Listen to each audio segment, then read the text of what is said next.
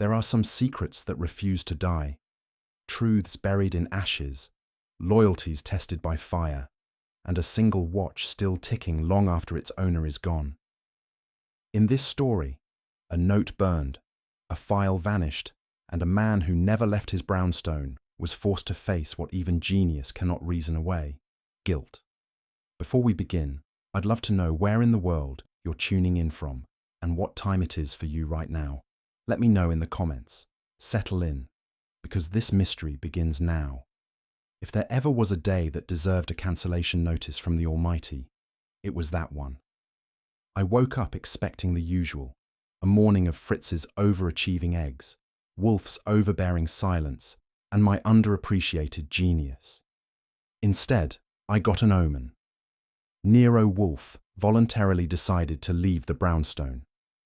I stood there, coat in hand, watching the man who considered a 2-block walk a violation of human dignity lumber toward the front door.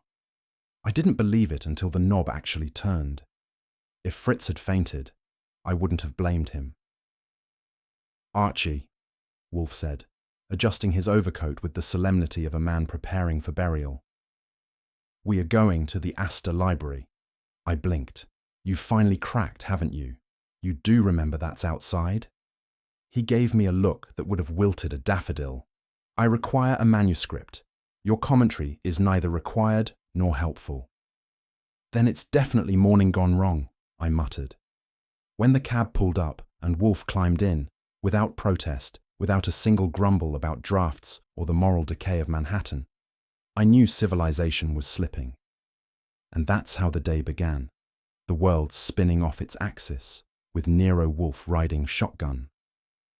Our destination was the Astor Library, and Wolfe treated it as if it were Mecca with central heating. The purpose: to verify a culinary dispute involving a 17th century Italian chef and the invention of truffle sauce. Only Wolfe could consider that a matter of national importance. He sat in the cab like a conquering emperor, lips pursed, ignoring the traffic as if it were beneath analysis. I handled the talking, the tipping, and the part where people stare at us like we're a parade float. Inside the library, Wolfe moved straight for the rare manuscript room.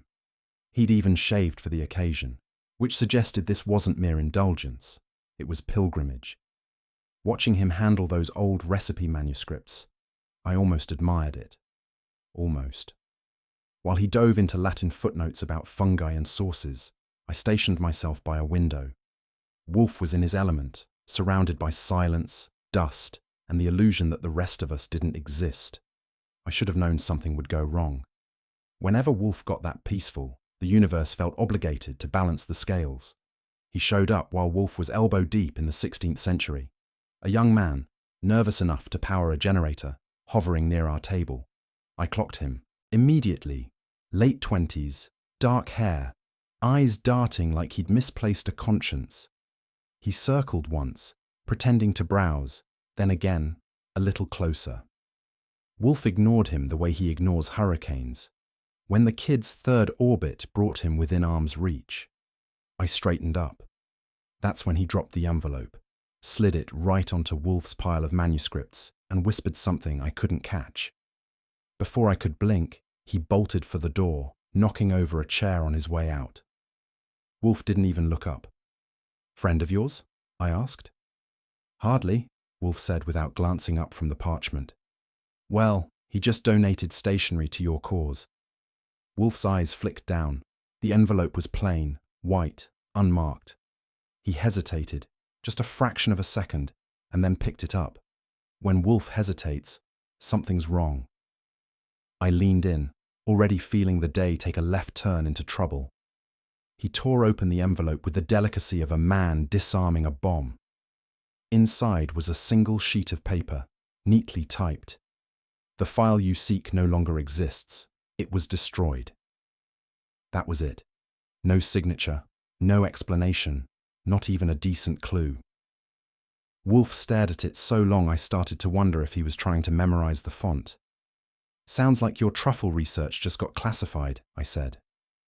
He ignored me, which wasn't unusual, but there was a tightness around his mouth that wasn't. Wolfe doesn't fidget, doesn't blink without reason. But his fingers kept brushing the edge of that page like he was touching a ghost. Then, without a word, he folded the paper, slipped it into his pocket, and stood. "Come, Archie," he said, voice clipped. "We are finished here." I followed, because when Wolfe's tone drops an octave, the smart move is to listen first and complain later. Whatever was in that note, it wasn't about truffles anymore. Back at the brownstone, Wolfe moved like a man escaping a crime scene. He shed his coat, muttered something about fatigue of the intellect, and made straight for his chair. I waited for the usual post-excursion fireworks, complaints about fumes, idiocy, or civilization in general. None came. Instead, he just sat there, staring into space like a man trying to outthink silence. "Mind if I ask what that was about?" I said, parking myself on the edge of his desk. "I do mind," he said, "and I will thank you to respect my preference." That was Wolfe for "shut up." Naturally, I didn't. Because if that was a secret message from the underground truffle cartel, "Archie." He didn't raise his voice, but it had the authority of a courtroom gavel. "Enough." I gave him a mock salute and walked out. But as I reached the hall, I glanced back. Wolfe still hadn't moved. The man could outstare statues when something bothered him. And whatever was on that paper was bothering him plenty. The city was quiet that night, which meant only half the usual number of felonies. Around 11, I stepped out back for air and nearly walked into a ghost. Saul Panzer stood in the alley, feeding papers into a metal bin. Saul, Wolfe's most trusted legman, the guy who played cleaner than a confession under oath. His face was unreadable, lit by the orange flicker of burning paper. "Saul," I said. He didn't jump, just looked at me, calm as always. "Evening, Archie. Late night bonfire?" He fed another sheet into the flames. "Something like that. Care to explain?" He shook his head, eyes steady. "You didn't see this." "That depends on what this is." He gave a faint smile that didn't reach his eyes. "Then don't make it harder." The last of the papers curled, blackened, and turned to ash. He dropped the lid on the bin and walked off. Not another word. I watched the smoke drift up into the dark, uneasy. Saul didn't do secret jobs, not without Wolfe's say-so. And Wolfe didn't hand out orders that came with fire. By the time I got back inside, the house felt heavier, like the walls knew something I didn't. Wolfe was still in his chair, eyes closed, pretending to nap. I didn't buy it. "Saul was out back," I said, "playing arsonist." No answer, not a twitch. "Care to explain, or should I start a rumor that you've joined a spy ring?" His eyes opened, slow, cold, and final. "Archie, go to bed." That was dismissal with prejudice. I turned away, muttering, "Sure, I'll just dream of sunshine and honesty." In bed, I couldn't shake the smell of smoke. It clung to my clothes, to my thoughts, to everything that had started with a single envelope in a library. Something had cracked that day, not just Saul's nerves or Wolfe's patience. And whatever burned in that alley wasn't just paper. It was the beginning of a case we'd wish had never come knocking. Breakfast at the brownstone is usually a sacred ceremony. Fritz was lecturing the eggs on proper texture, Wolfe was lecturing Fritz on improper seasoning, and I was lecturing myself on why mankind ever invented mornings. The only thing louder than the butter sizzling was Wolfe's opinion on culinary negligence. "You are making a travesty," he told Fritz, lifting his fork like a judge about to sentence a soufflé. Fritz muttered in German, which I'm sure translated to something unprintable. I was 2 bites away from pretending to enjoy peace when the doorbell cut through the atmosphere like a subpoena. Fritz froze, Wolfe frowned, and I sighed.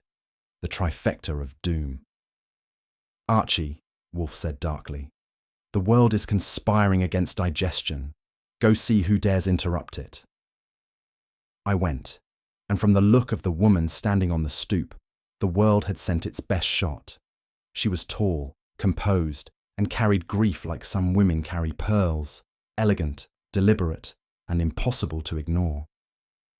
"Mrs. Eleanor Drake," she announced, brushing past me before I could ask for credentials. Wolfe gave her one of his seated bows from behind the desk. "Madam, your confidence in entering uninvited presupposes urgency. I trust it's justified." "It is," she said, voice steady but cold. "My husband is dead. 3 weeks now. He was an accountant for the Valden Real Estate Group.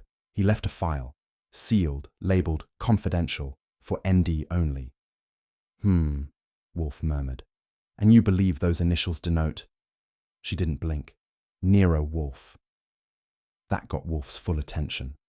Mine too. I took out my notebook, already smelling trouble and retainer fees.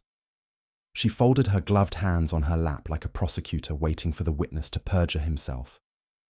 For a man whose face could outbluff Mount Rushmore, Wolfe looked almost human for a second. His coffee paused mid-air, and I could practically hear his neurons filing objections.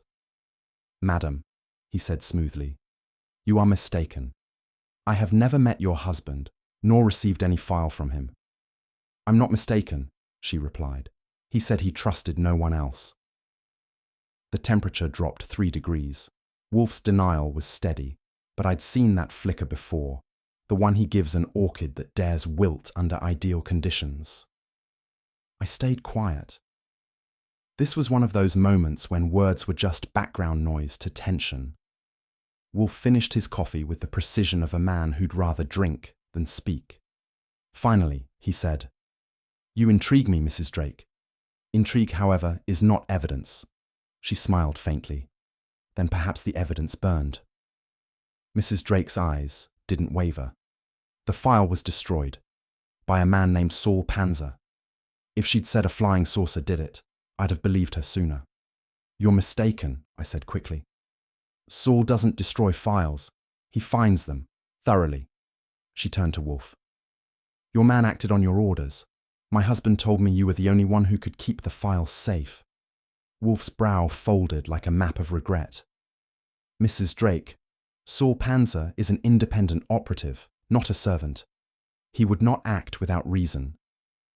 "Then ask him for it," she said. "Because my husband died for that file." There was silence thick enough to slice. Wolfe's eyes flicked once, just once, and I knew he was guilty of something.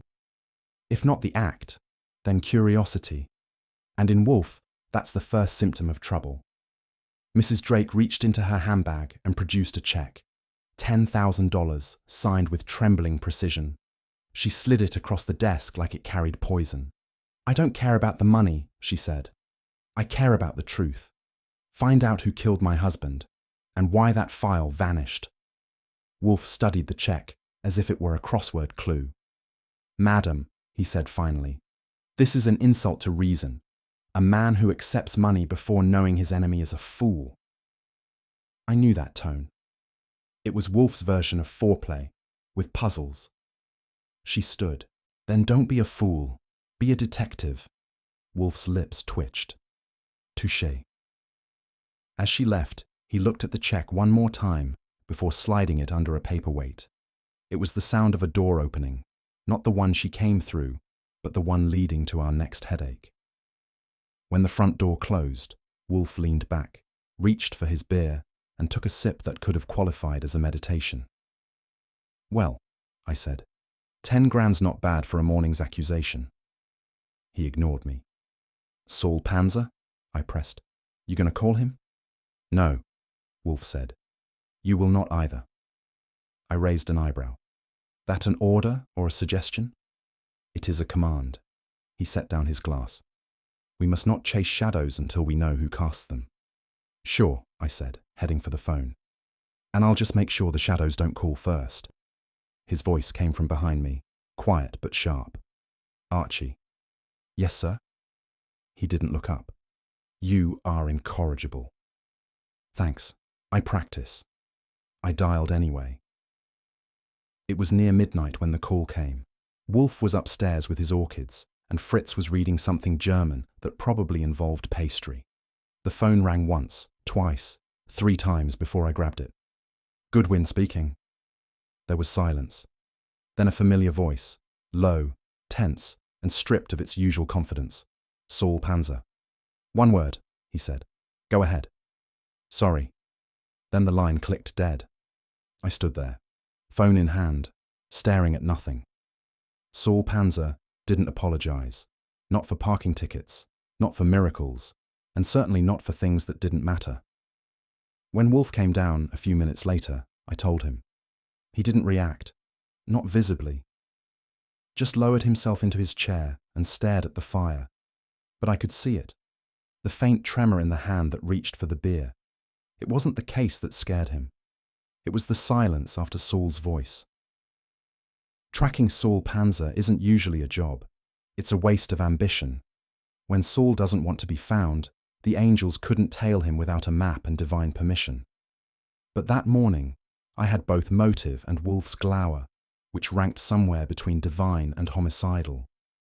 By noon, I'd hit every spot Saul had reason to haunt, and a few he didn't.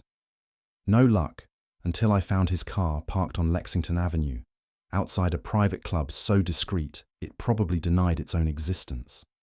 The kind of place where men wore tailored suits and moral flexibility. The lock was clean, the engine cold, and the glove compartment empty except for a pack of mints. Saul didn't chew mints.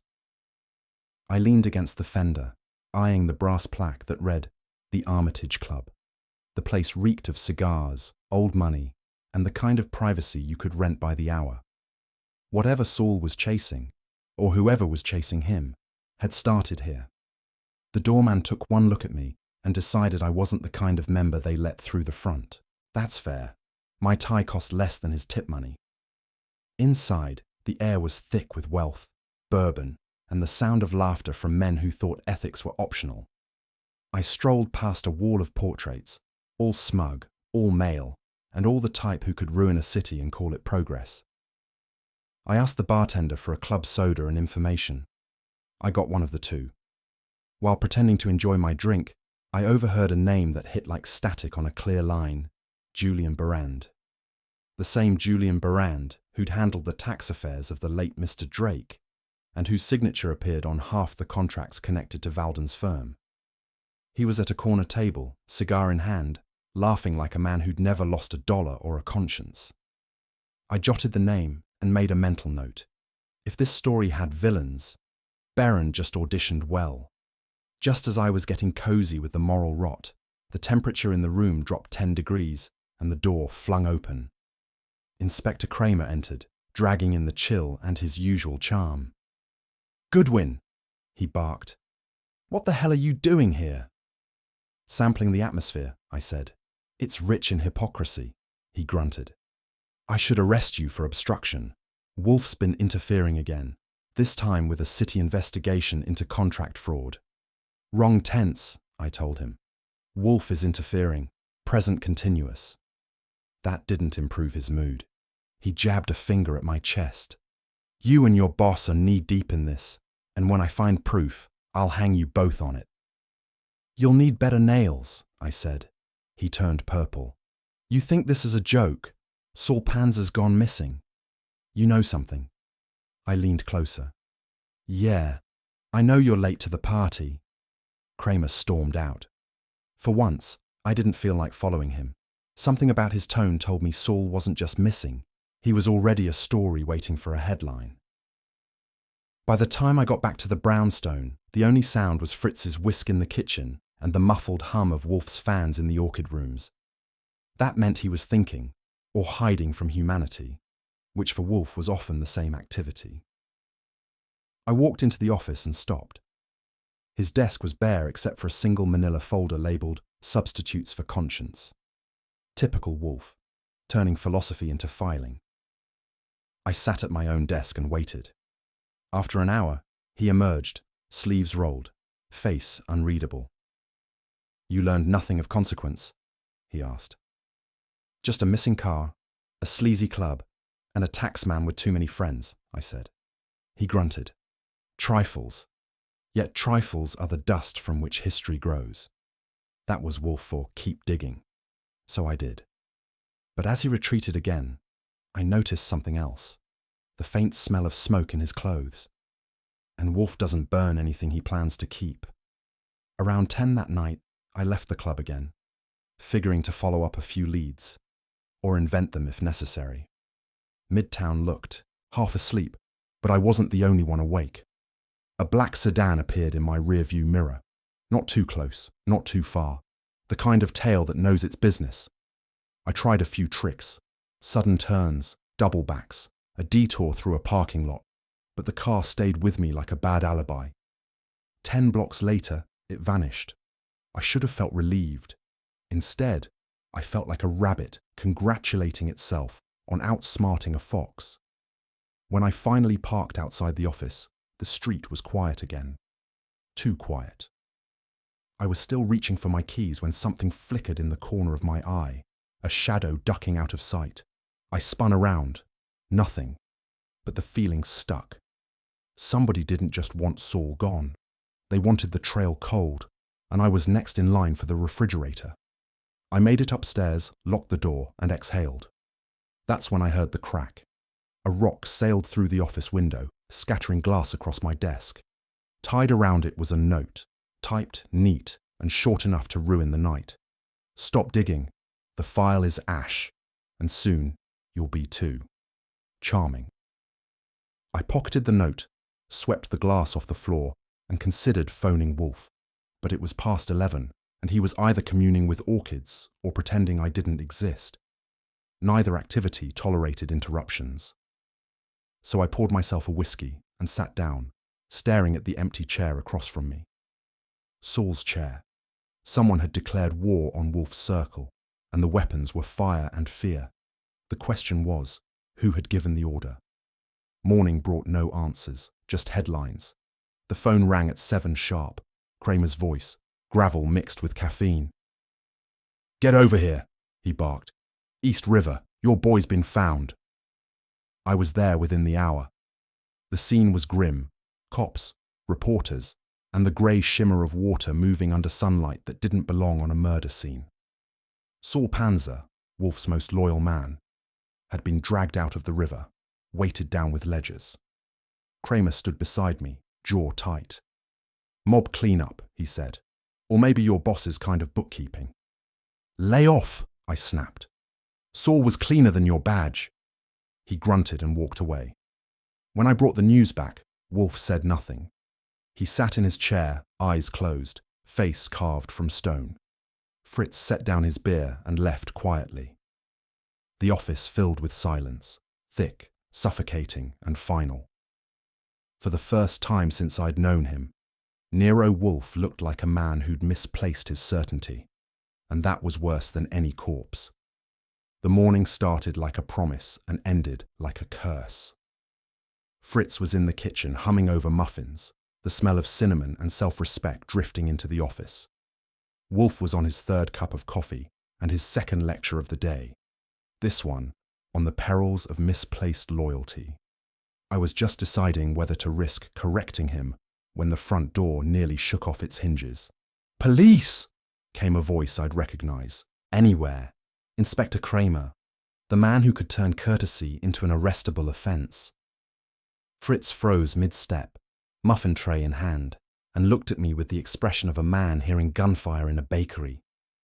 I went to the door. Kramer barged in, rain on his hat, wrath in his eyes, and a folded warrant in his fist. "Where is he?" he barked. "If you mean Wolfe," I said, "he's where he always is, pretending the world outside doesn't exist. You could try knocking, but it's too late for good first impressions." He stormed past me into the office and dropped the bomb. Saul Panzer, found dead, East River. Wolfe's coffee cup paused halfway to his lips. The room went still enough to hear Fritz's tray clatter in the hall. Kramer waved the paper like a death notice. "You better start talking, Wolfe, or I'll make this muffin morning a murder investigation." Kramer didn't wait for an invitation. He started his performance right there, boots dripping on Wolfe's carpet. "Your man Panzer was fished out of the East River this morning," he said, pacing. "Weighted down with ledgers.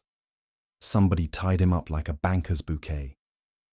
"Good God," Fritz whispered from the doorway, then fled for the kitchen like decency retreating from reality. Kramer went on. Looks like your boy got too curious. The ledgers came from Valden's company, false accounts, dummy corporations, kickbacks. My men think he was part of it. Pfui, Wolfe said softly. Kramer glared. You always say that when you're cornered. Wolfe didn't reply. He just stared at the table, fingers steepled, as if the truth might be hiding under the wood grain. You can call it whatever you like, Kramer said, but this smells like corporate cleanup. Someone wanted him quiet. I cut in. Or someone wanted you to think that. Maybe the ledgers were planted. Maybe you're chasing the wrong janitor. Kramer scowled. When I want a comedian, Goodwin, I'll hire one. Until then, shut up. He stormed out, leaving the word murder hanging in the air like a bad odor. When Kramer left, the silence didn't.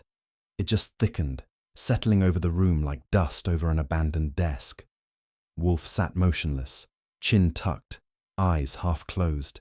He could have been thinking, praying, or trying to strangle guilt with logic. I waited. Nothing. Finally, I said, That's one for the books. Kramer leaves and you don't insult him on the way out. What's wrong? You losing your touch? He didn't answer. His lips pressed tighter, and I realized he wasn't brooding. He was barricading. After another minute, he exhaled a sound that wasn't quite a sigh and wasn't quite human. If guilt had a language, that was it. Archie, he murmured, Saul Panzer is dead. Spare me the commentary. That was the kind of line that kills all my best retorts. For once, I didn't wisecrack. I just sat down across from him and said, Fine. Then let's start by finding who made him that way. Wolfe didn't move, but his eyes opened, dark, unreadable, and for the first time, afraid. It took another hour before he spoke again. By then, Fritz had replaced the muffins with beer and silence with the smell of stew, both equally ignored. Archie, Wolfe said finally, you may as well know. He leaned back, eyes fixed on nothing. Months ago, a man named Drake sent me a file, allegations of fraud by certain respectable men. I found no proof, no corroboration. Mr. Panzer advised it be destroyed. I frowned. Saul told you to burn evidence? He told me, Wolfe corrected sharply, that possession of it endangered an innocent party. I trusted his judgment. Meaning you never read it? Correct. I whistled. You, Nero Wolfe, refused to open Pandora's box? What happened? No appetite for Greek tragedy. He ignored the jab. If Saul destroyed it, it was to protect someone he deemed undeserving of ruin. And now... His hands tightened around the armrests. Now he's dead, I said. Wolfe's eyes closed. Precisely. And that one word carried enough regret to fill every ledger in the city. For a man who believed emotion was a defect of reasoning, Wolfe was practically glowing with it. Not visibly, of course. You'd never catch him confessing to grief. But the signs were there. His voice came out thin, stretched, like ice before it cracks. I bear no responsibility, he said quietly, for another man's decisions. Sure, I said, but that's not what your face says. He glared, but the force was missing. You are being impertinent. I'm being observant, I said. That's my job description. He didn't rise to the bait. Instead, he leaned back, staring at the ceiling as if waiting for the weight of guilt to slide off and shatter somewhere else. Saul Panzer was no fool, he said finally. If he chose concealment, he had reason. The consequence is intolerable. Then make it tolerable, I told him. Find who made it that way. He didn't answer, but when Wolfe goes that quiet, something dangerous starts brewing beneath the surface. Wolfe didn't give me the order to investigate, but he didn't have to. The air in that room had already given it. Archie, he said, after what felt like hours, do nothing rash. I'll limit myself to the reasonable kind of rash, I told him. His eyes opened, small, dark, and tired. Saul's death must be explained, but I cannot act upon conjecture. You, however, He stopped himself, then sighed. You will disregard me, as always. Glad we understand each other, I said. I stood, picked up my hat, and paused. He trusted you enough to burn that file. Maybe that got him killed, so I'll do him one better. I'll find out who he died for. He said nothing. Then, as I reached the door, he spoke softly. Archie, be careful. It wasn't an order. It was something worse. Concern. I nodded once. If I find the guy, I'll bring him back alive, just so you can tell him how stupid he is. I didn't get far. Fritz met me in the hall, carrying a damp coat draped over his arms. They returned it, he said quietly. From the morgue. It was Saul's. The sight of it stopped me cold. Fritz laid it gently on Wolfe's desk.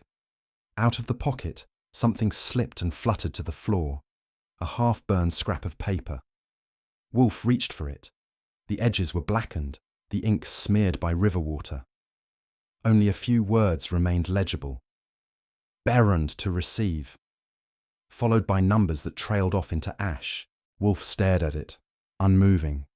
The only sound was the faint tick of the clock. Finally, he said, Berrand, the attorney. Yeah, I said. The same one who used to work for Drake. Guess Saul left us a postscript. Wolfe's lips pressed together, pale and thin. He said nothing more, but the silence had changed. It wasn't grief anymore. It was purpose, quiet, cold, and lethal. When Wolfe tells you to follow the money, he doesn't mean it figuratively. He means find the trail, squeeze it, and bring it back alive. That morning, I was deep in the paper jungle. Bank statements, company records, invoices with signatures that looked nervous. Wolfe sat behind me dictating requests for subpoenas he'd never send, and calling it mental organization. The money, he said, is the one witness that cannot prevaricate. Its path, properly discerned, is the confessional of greed. Sure, I told him. Only this confession's in 3 languages and 2 currencies. The deeper I went, the murkier it got. Transfers through Switzerland, wire payments through Panama, and an account under a name that looked like a crossword puzzle. Clara Hensley Holdings. When I brought that one up, Wolfe's eyes snapped open. Ah, he said softly, our Mrs. Drake in disguise. That was when the trail stopped being financial and started being personal. Digging through Drake's old files wasn't archaeology, it was grave robbing. The man had kept ledgers tighter than a miser's conscience, and half of them were coded to make sense only if you thought in decimals and deceit. Still, persistence pays, and I finally hit something juicy. A shell company registered to Clara Hensley. I'd have shrugged it off as another ghost name if the address hadn't matched Mrs. Drake's private post office box. I took the paper upstairs. Wolfe was at his desk, lecturing a fly that had dared to trespass. When I dropped the file, he read it once and shut it quietly. Remarkable, he murmured. A woman who uses grief as camouflage and guilt as capital. Meaning? I asked.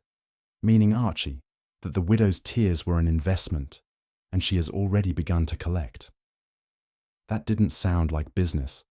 It sounded like betrayal in a good suit. If you've never heard Nero Wolfe angry in Latin, you've missed one of civilization's rarer fireworks displays. When he discovered Mrs. Drake's double life, the temperature in the room went up a clean 10 degrees. She deceived me, he said, his voice low but sharp enough to shave with. She used sentiment as smokescreen, a sentimental saboteur. I leaned on the desk. Don't take it personally. She probably lies to everyone, keeps in practice. Wolfe glared. You mistake this for vanity. It is insult. I trusted intellect and was rewarded with melodrama. He rose, a rare and dangerous event. A woman who manipulates bereavement is lower than any felon. She corrupts not justice, but decency itself. I didn't argue. There was no percentage in debating philosophy with a volcano. But I knew one thing. His anger wasn't just about her. It was about Saul.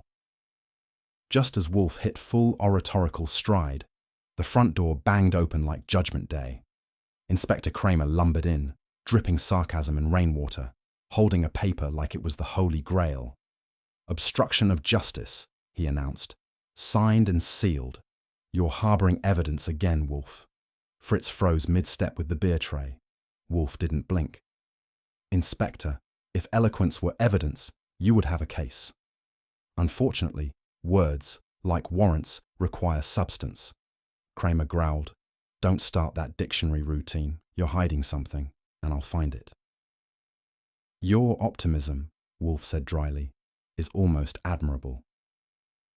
While the two of them squared off, I sat back, enjoying the show. Fritz, ever the artist, slipped the beer off the tray and out of sight before Kramer's elbow could rewrite history. I could tell this wasn't a social visit. Kramer's nostrils were flaring like a hound on a scent. Only he was in the wrong forest. Kramer began his search with the confidence of a man who didn't know what he was looking for. He yanked open drawers, stomped across carpets, and insulted furniture. Meanwhile, I kept up a steady stream of chatter, questions about his golf game, theories about his hairline, anything to keep him distracted. He grunted and waved me off, which was exactly what I wanted. Behind him, Fritz was a silent miracle. He slipped the key from Wolfe's desk drawer and vanished toward the basement vault, New York's safest deposit box, guarded by one irritable chef and a triple lock. By the time Kramer finished interrogating the wastebasket, the files were buried deeper than decency at a Tammany banquet. "You're wasting your time," I told him. "If Wolfe's hiding something, you'll need divine help or dynamite." He shot me a glare that promised both. "Don't tempt me, Goodwin." Then he left, and Wolfe finally exhaled, like a mountain remembering it could move air. That night I needed fresh air and bad coffee. I found both at a 24-hour cafe off Lexington. Halfway through my sandwich, I noticed I wasn't alone. A shadow sat 3 booths away, pretending to read a menu upside down. He followed me out, which was his first mistake. The second was catching up. "You Goodwin?" he asked, voice all gravel and nicotine. "Depends," I said. "You selling encyclopedias?" "You should have stayed home," he growled. I turned. "You rehearsed that?" He swung. Bad form, worse aim. I caught his wrist, introduced my fist to his jaw, and helped him make friends with the pavement. When I searched him, I found a wallet, a knife, and a business card. Anthony Valden, consultant. Valden, the same name tied to the Drake accounts. I left the thug groaning in the alley and headed for the cab. Somebody was connecting dots with blood, and now my name was penciled in the middle. When I got back to the brownstone, Fritz met me at the door, face pale. "A delivery came for Mr. Wolfe," he said. "No return address." Wolfe was at his desk, surrounded by silence and the scent of his orchids. I handed him the box. He opened it with deliberate fingers. Inside lay Saul Panzer's watch, cracked, water-stained, but still ticking. The sound filled the room like a heartbeat that didn't know it had stopped. I waited for Wolfe to speak. He didn't. His thumb brushed the cracked glass once, then again, before setting it gently on the desk. "There are debts," he said finally, voice low. "That time cannot collect." I wanted to say something, anything, but the words jammed in my throat. The watch kept ticking, and for the first time since Saul died, Wolfe looked like he could hear it counting down to something neither of us wanted to face. Getting Wolfe to attend a dinner party was like asking Mount Rushmore to do the tango. Technically possible, but not without geological consequences. Yet there we were, climbing out of a cab onto a midtown rooftop draped in linen, cigars, and people who thought ethics came with a tax deduction. Wolfe had been persuaded, or rather blackmailed, by a sense of necessity. Barron's party was supposed to celebrate a merger of vision, which in plain English meant money laundering with hors d'oeuvres. I'd told him mingling was a mistake. He'd told me, "Archie, civilization is impossible without the occasional descent into barbarism. If you ask me, this was less a descent and more a nosedive." The night was humid, the crowd smug, and Wolfe's patience thinner than Fritz's pastry dough on a bad day. Every handshake he endured looked like a personal defeat.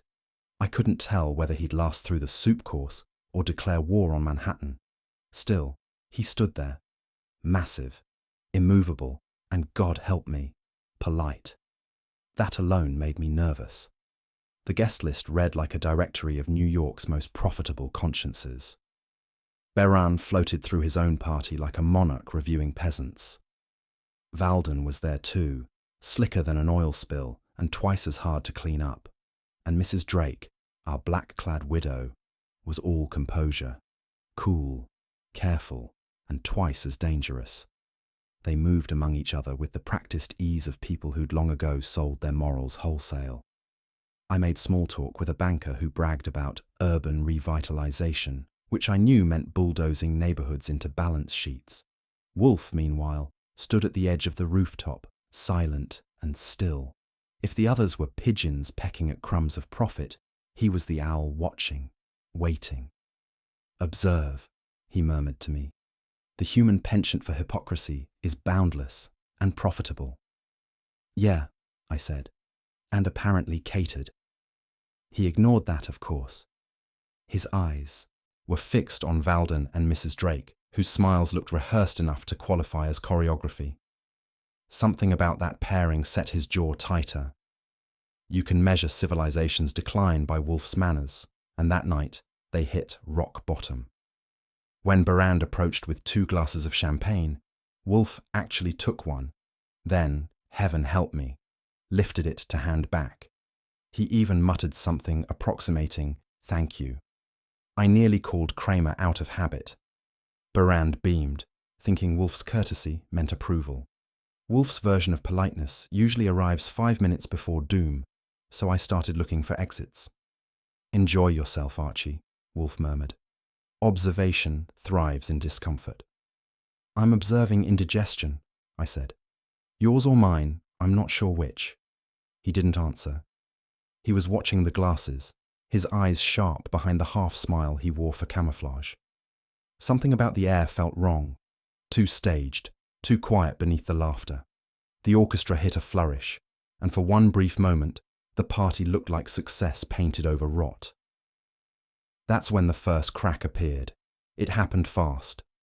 Beran clinked his glass, cleared his throat, and began a speech that probably would have lasted until breakfast if the poison hadn't interrupted.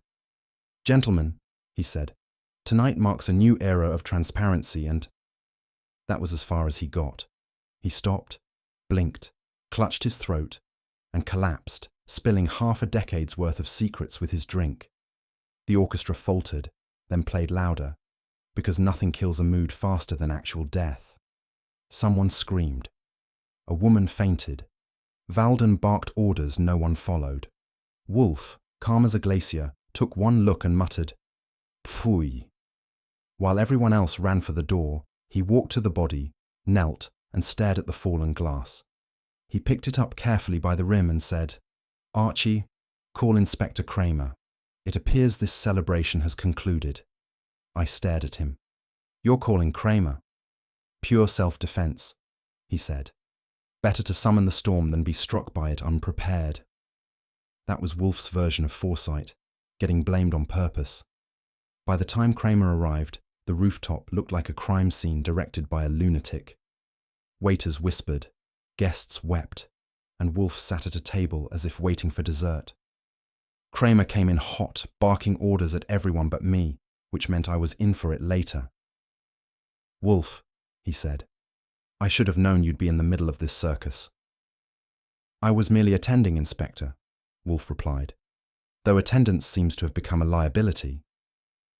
When the lab boys lifted Beran's glass, Kramer grinned like a man who'd found Christmas early.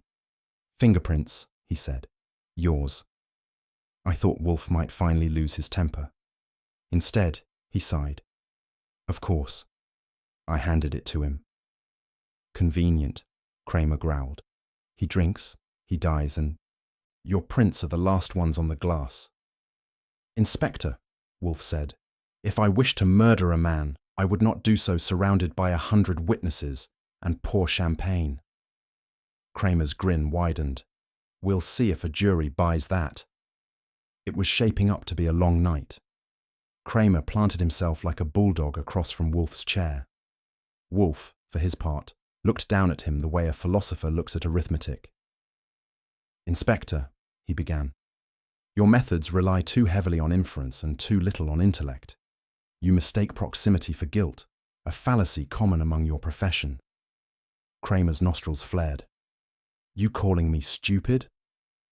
Wolfe sipped his beer, which had arrived courtesy of Fritz, who'd appeared like an angel with a tray. "Not stupid, Inspector, merely afflicted by the contagious nature of bureaucratic stupidity." That did it. Kramer slammed his fist on the table. "You think this is funny?" I cut in. "He doesn't think it's funny. I do. And since I'm the one not under suspicion, maybe you could let me enjoy it." Kramer spun on me, but Wolfe's voice cut through. "Enough. You have your fingerprints, Inspector. Use them wisely or not at all. Either way, do not linger." Kramer left, muttering promises that would have scared a less stubborn man. Wolfe didn't move. "Archie," he said quietly, "someone has begun to clear the board." When the last policeman left and the last question died down, the rooftop returned to silence. The city stretched below us, glittering and indifferent. Wolfe stood by the railing, arms folded, face unreadable. "Béron's death," he said finally, "was not an act of impulse. It was a design, the second move in a pattern." "First Saul, now Béron," I said. "That's not a pattern, it's a massacre." He nodded. "To remove obstacles is not slaughter, Archie. It is preparation. Someone is clearing the path to safety." "Safety from what?" "From exposure." His eyes stayed fixed on the skyline. "Find me the person who feared that file the most, and we will find Saul's murderer." I looked at the city lights flickering below. Somewhere out there, someone was counting bodies like numbers in a balance sheet. And Wolfe, for once, looked ready to start subtracting. Mrs. Eleanor Drake's resume could have won awards if they gave trophies for artistic lying. I'd been tracing her trail for 2 days, and by the time I finished, her professional history looked like a menu written by a lunatic. Her first job, apparently, was at Valden's firm, except she wasn't Mrs. Drake then. She was Clara Hensley, which I discovered when a retired secretary recognized her photograph and said, "Oh yes, that one." Always left lipstick on the carbon copies. The name had aged about as well as cheap gin, but the records didn't lie. Under that alias, she handled confidential files, payroll ledgers, and personnel transfers. Conveniently, that meant she could slip her husband into the company as an accountant. No questions asked. By the time she became Mrs. Drake, the paper trail was buried deep enough to fool most people. Not me, and certainly not Wolfe. When I called in to report, Wolfe's voice came down the line like a thunderclap in a velvet glove. "Archie," he said, "it appears our widow has been widowed more than once, morally, if not legally." That was Wolfe speak for keep digging. From what I pieced together, the late Mr. Drake wasn't just crunching numbers, he was sitting on a volcano. He'd been planted inside Valden's operation by his wife, who'd been playing both spy and savior, depending on who was listening. Her goal, according to a few frightened whispers from former employees, was to expose Valden's embezzlement. Only, somewhere between noble cause and dirty profit, Mrs. Drake decided she liked the view from the inside. The husband, being inconveniently honest, didn't. He'd started keeping a private ledger of discrepancies, a moral time bomb with Valden's fingerprints all over it. Then, he made the mistake of finding out who had wound the clock. When he confronted her, the partnership collapsed faster than a soufflé in a draft. He'd taken the only option left, send the proof to Wolfe, the one man who might not sell it back to the highest bidder. I was beginning to think the Drakes had been less of a marriage and more of a business venture gone bankrupt. Back in the office, I laid out what I'd found. Wolfe didn't interrupt. He just sat in his chair, fingertips together, face carved from disapproval. "So," I said, "the late Mr. Drake mailed you a file meant to expose Valden's embezzlement. and you told Saul to burn it. I instructed him to dispose of it, Wolfe corrected. At the time, its contents lacked corroboration. To keep it would have invited accusation without evidence. Yeah, I said. And now we've got 2 bodies, 1 burned file, and a client who can't spell innocent without a lawyer. Wolfe's gaze sharpened. Spare me your editorializing. My decision was moral, not procedural. Sure, I said. Moral decisions always come with corpses. That earned me a glare. But I knew I'd struck a nerve. Saul had carried out Wolfe's order to the letter and died for it. If justice came in receipts, Wolfe was holding one with his own name on it. Valden's office was the kind of place where bad money went to feel legitimate. I'd barely had time to pocket a few notes from his filing cabinet before I acquired company. 2 men who looked like they'd been hired for their shoulders, not their brains. Nice suit, one said. Shame it's about to wrinkle. They flanked me near the service corridor, and I didn't need Wolfe's IQ to figure out what came next. I tried a smile. You boys union? If so, I'd like to file a complaint about your timing. The first one swung. The punch connected with my ribs, and I made a sound that wasn't fit for polite company. I ducked, jabbed, and caught the other across the jaw. It was a fair trade until they both decided I looked better horizontal. Outnumbered, out of breath, and out of patience, I dove for the service elevator. The doors slid shut just as a fist dented the metal. As I dropped floor by floor, I took stock. 1 bruised ego, 2 cracked ribs, and 1 idea worth keeping. Valden's goons didn't attack people who weren't close to something valuable, and I was getting very close. When I limped back to the brownstone, I found the lights low and the mood lower. Wolfe sat in his chair, surrounded by the kind of silence that only comes from thinking too hard or feeling too much. No beer, no book, no orchids. Just Wolfe, motionless, staring at nothing. Don't tell me you've turned stoic, I said.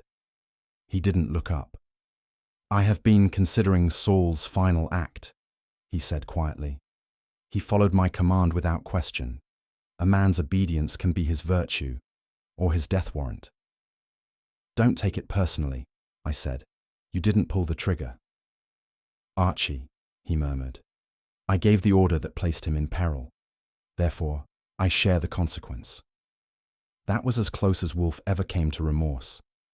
He closed his eyes, folded his hands, and said nothing more. I let the quiet sit for a while before heading to the kitchen for coffee. When Wolfe refuses beer, you know the world's off balance. But the night wasn't done with us yet. Fritz brought the coffee in on a silver tray like a peace offering. Wolfe didn't touch his cup.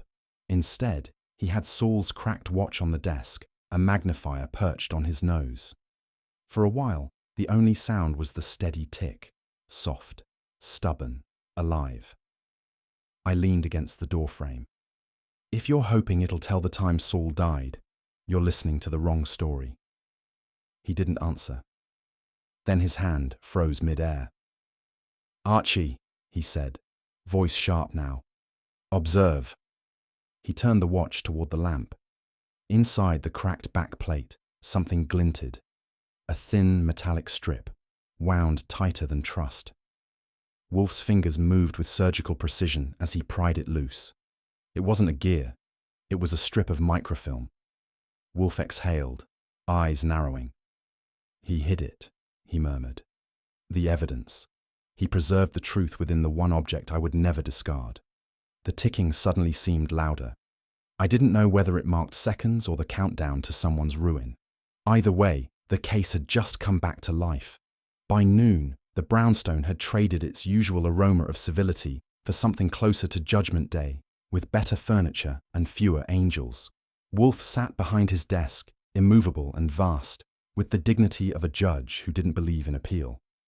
Fritz stood by the door like a one-man security detail, though in his case, the weapon of choice was moral disapproval.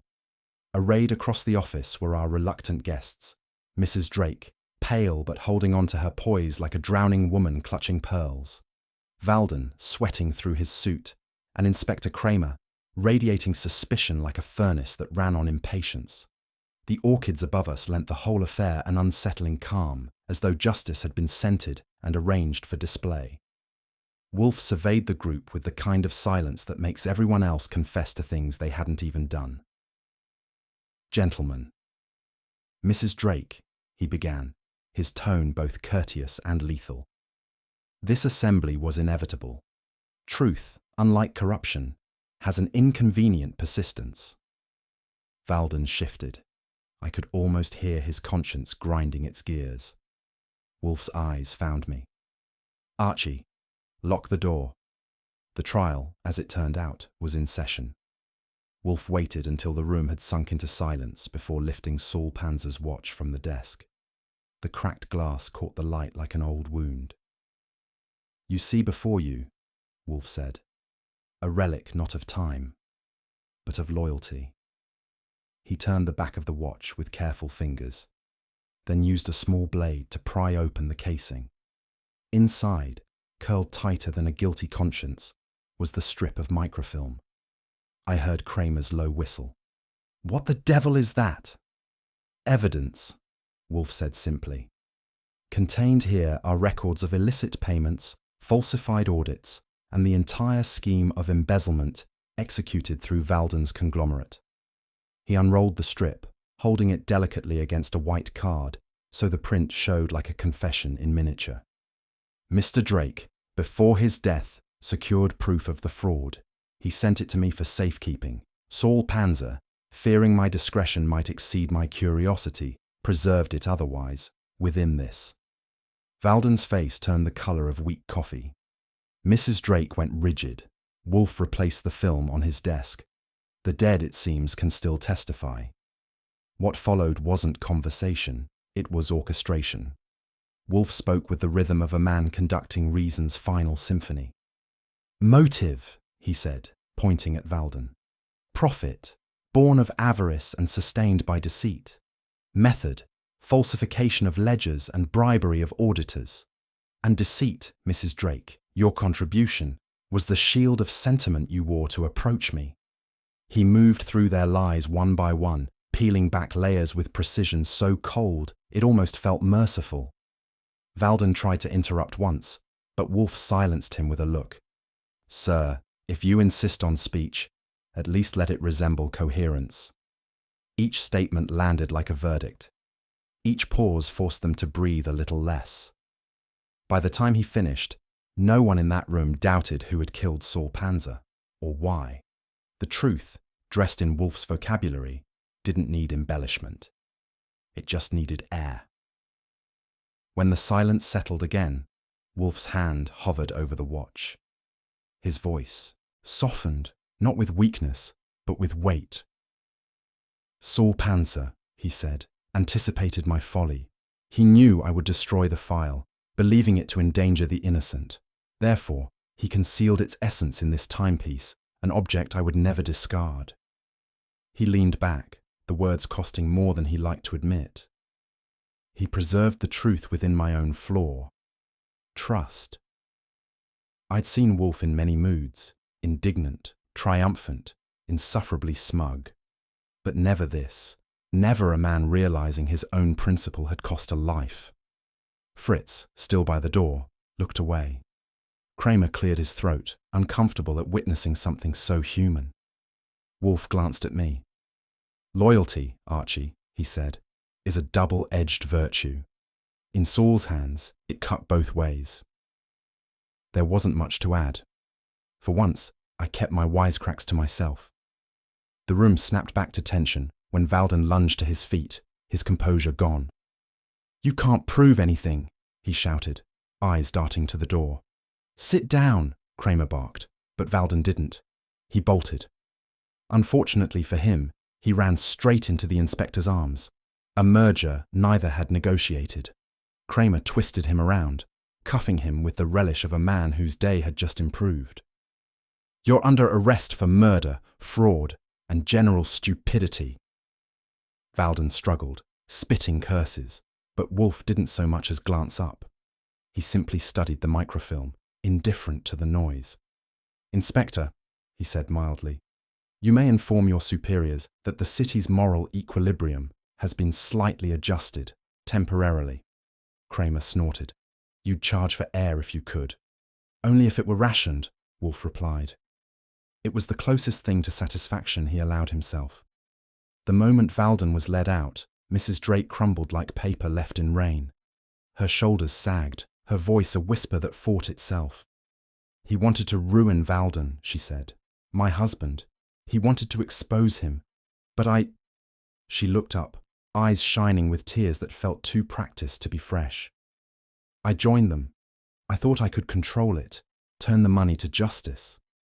But it got out of hand. Wolfe regarded her with neither pity nor anger, just weary logic. You sought to punish corruption by mimicking it. An error of arithmetic, Mrs. Drake. The subtraction of conscience from calculation. She buried her face in her hands. I never meant for him to die. Kramer sighed. They all say that. Fritz, silent till then, murmured from the doorway. Some of them even mean it. The air felt heavy again, thick with confession and perfume. Wolfe closed his eyes, as though adding the final entry to a ledger he'd rather not balance. By the time the last statement was taken, evening had set in. The orchids glowed faintly in the lamplight, casting the room in quiet irony. Kramer holstered his notebook and growled, Well, Wolfe, you win again. Wolfe didn't look up from the desk. No, Inspector, I never win. I merely prevent the worst from prevailing too long. Kramer frowned. You call that modesty? I call it arithmetic, Wolfe said evenly. We all lose when justice is delayed. The difference lies only in the interest accrued. Kramer grunted and left, dragging his prisoner and his cynicism with him. For a long while the office stayed still. Then Wolfe spoke again, softly. Archie, see to Fritz. He will need something strong. As do I. I nodded, watching him stare at Saul's watch, the only sound, its steady ticking. Sometimes I thought, justice doesn't close cases. It just keeps time. 3 days after the showdown, the brownstone had the kind of silence that should have come with a warning label. The air felt heavy, not from guilt exactly, but from something Wolfe wouldn't name, and I didn't want to. Upstairs, the orchids were getting the full benefit of his penitence. He'd been up there for hours, alone with the humidity, the petals, and his conscience. Fritz moved through the kitchen like a ghost in an apron, setting out the afternoon beer that Wolfe hadn't touched since the microfilm came out of Saul's watch. I tried not to make the floorboards feel guilty as I crossed to my desk. Every sound in that place carried, paper rustling, shoes creaking, even the clock ticking like it was trying to keep its head down. The brownstone was never quiet when it was happy. That afternoon, it was quiet enough to make you think happiness had moved out and taken the rent with it. I started typing the final report for Mrs. Drake. That was supposed to be routine. Summarize the case, itemize the hours, and make it sound like the truth had arrived on time and under budget. Halfway through, I stopped. The line I'd written, Saul Panzer, deceased, looked wrong. Not because it wasn't true, but because it was too small for what it meant. Some debts don't fit in black ink, and Saul's was one of them. The cursor blinked at me like a judge waiting for testimony. I leaned back, lit a cigarette, and decided the report could stay unfinished. Wolfe wouldn't read it anyway. His idea of paperwork was quoting Cicero and expecting me to translate. But that day, I wasn't in the mood for neat endings. Some cases wrap up clean. This one had ashes in the margins. Kramer showed up around 6, unannounced, which meant Fritz nearly resigned on principle. The inspector trudged in, hat in hand, scowl in place. I came to say you're cleared, he said. Not that you'll thank me. I seldom thank anyone, Wolfe replied. It would devalue the currency. Kramer grunted. Sometimes you do good by accident, Wolfe.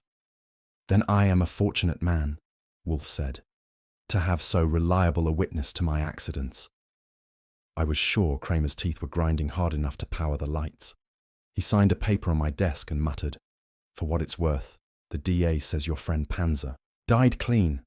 Not many do." Wolfe didn't look up. "He lived clean. The manner of his death is irrelevant." Kramer snorted, grabbed his hat, and left. When the door closed, Wolfe said softly, "Archie, remind me never to invite the man for dinner."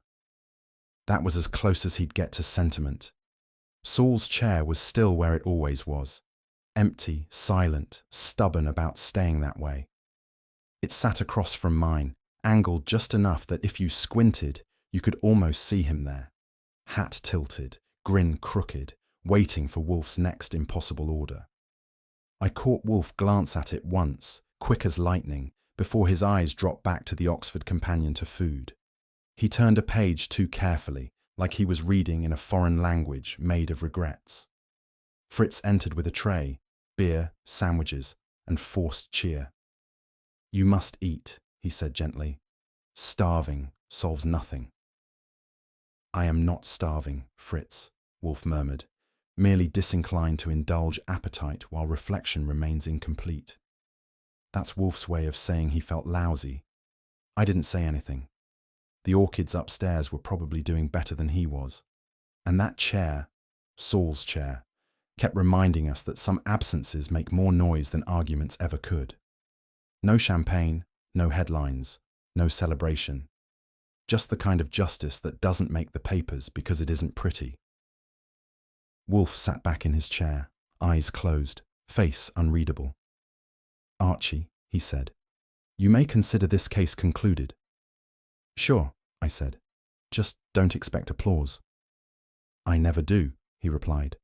"Applause belongs to actors."